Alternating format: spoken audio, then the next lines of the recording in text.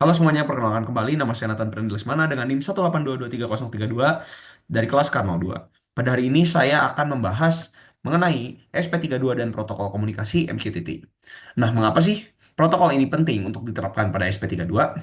Nah, seperti perangkat lainnya, di era digital ini konektivitas menjadi salah satu aspek paling krusial dalam pengembangan teknologi. Perangkat IoT bergantung pada komunikasi yang stabil untuk bertukar data secara real time. Salah satu protokol yang banyak digunakan untuk komunikasi antar perangkat adalah MQTT, yang merupakan singkatan dari Message Queuing Telemetry Transport. MQTT ini memungkinkan perangkat untuk dapat mengirim dan menerima pesan dengan efisien, bahkan dalam kondisi jaringan yang terbatas. Pada kesempatan ini juga saya akan menjelaskan bagaimana implementasi dari fitur Last Will Enhancement atau LWT dalam MQTT dapat meningkatkan keadaan sistem dengan mendeteksi dan menangani koneksi yang terputus secara otomatis. Nah, langsung saja kita mulai dari pembuatan rangkaian. Selanjutnya kita akan masuk ke bagian perangkaian. Nah, berhubung data yang akan dibaca oleh MQTT ini adalah data sensor, maka kita akan menggunakan konfigurasi sensor seperti yang pada video sebelumnya. Nah, untuk lebih lengkapnya bisa dilihat pada video sebelumnya. Namun secara singkat dibutuhkan ESP32 di sini, lalu ada sensor yang akan digunakan. Saya akan menggunakan sensor gas di sini. Lalu ada kabel juga, ada kabel male to female seperti yang dilihat di sini untuk menghubungkan dari ESP32 ke breadboard. Lalu ada juga LED dan resistor yang digunakan sebagai indikator dari protokol LWT. Nah, sekarang untuk menghubungkan sensor seperti kemarin, kurang lebih di sini bisa lihat bagian VCC yang di kanan akan dihubungkan dengan VIN pada SP32. Lalu di sini ground akan dihubungkan pada ground dan terakhir di sini akan dihubungkan dengan port yang akan dipakai. Nah, langsung saja setelah ini kita langsung koneksikan dengan laptop menggunakan USB connector. Nah, setelah pembuatan rangkaian berhasil, maka kita akan lanjut ke dalam aspek teknikal selanjutnya, yaitu pembuatan kode dan konfigurasi dari website. Nah, di sini pertama saya akan share screen terlebih dahulu. Pertama, untuk kode kita gunakan perangkat Arduino IDE seperti biasanya, dan kita perlu juga login ke website MQTT di sini, Hive MQ Cloud di sini. Nah, setelah itu langsung aja pertama kita lihat bagian kodenya. Nah, di sini ada include seperti biasa, library untuk dapat mengoneksikan kepada WiFi seperti pada video-video yang sebelumnya. Di sini juga sebagai credentials.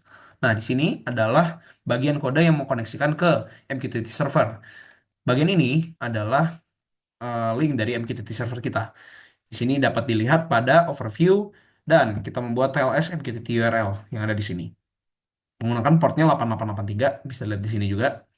Lalu ada user dan password di sini yang digunakan sebagai user kita di MQTT server ini. Bisa lihat di bagian web client yang sudah terdaftar. Oh maaf, di bagian akses manajemen di sini yang sudah terdaftar.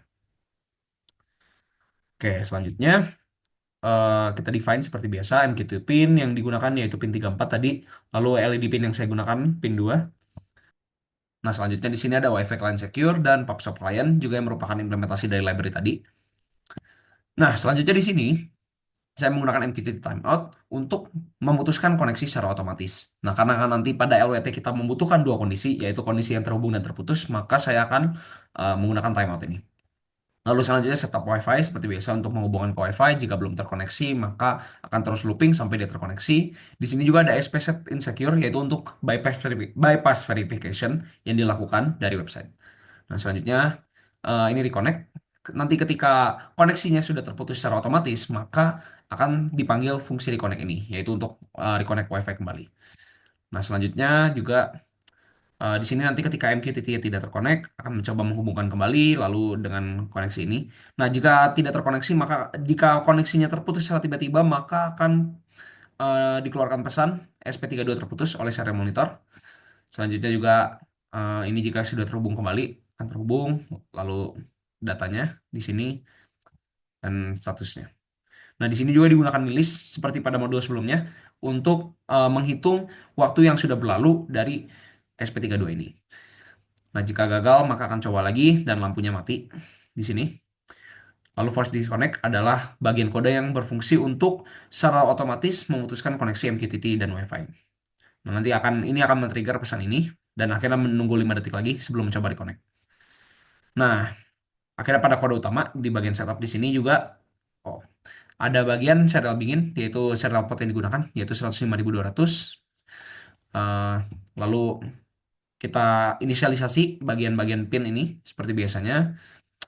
Dan terakhir kita loop terus selama untuk eh, jika dia tidak terkoneksi, maka dia akan mencoba untuk mengkoneksikan dengan fungsi di connect tadi, lalu dia akan loop terus.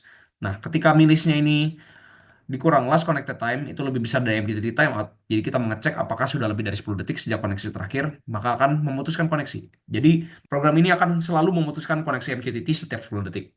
Mudahnya seperti itu.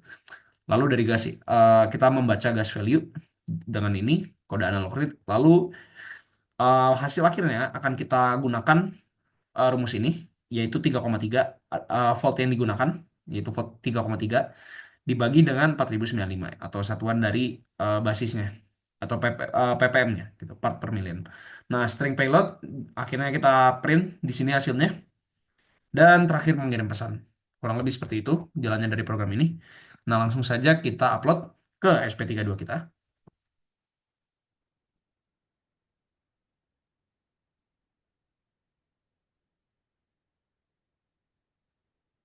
Baik, kode sudah berhasil diupload dan langsung saja kita lanjut ke dalam tahap pengujian.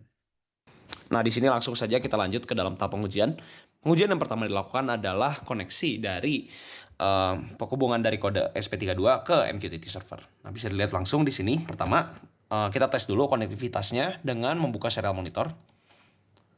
Di sini kita pilih juga portnya sudah benar 105.200. Nah, di sini pesannya sudah terkirim.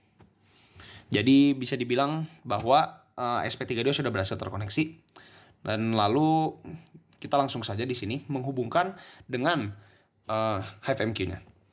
Di sini tadi gunakan credentials yang sudah diberikan. Itu username dan passwordnya.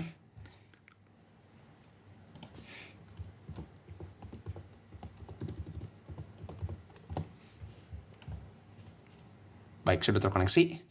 Dan langsung saja kita subscribe topiknya di sini, yaitu sensor/data. Dan subscribe to all message. Nah, di sini bisa lihat bahwa server sudah dapat terkoneksi dengan pesan yang ada pada serial monitor, sehingga eksperimen ini pertama berhasil. Nah, selanjutnya adalah mengetes keberhasilan dari protokol LWT. Di sini kode akan terputus setiap 10 detik. Langsung saja kita lihat. Baik, misal maka klien akan terhubung. Di sini sensor akan mendeteksi dan lampunya akan menyala. Di sini bisa lihat membaca. Di sini juga membaca. Dan setelah 10 detik, sebentar lagi akan terputus. Ya, KSP32 terputus di sini dan lampunya akan mati. Nah, demikian untuk video saya kali ini. Semoga bermanfaat. Terima kasih.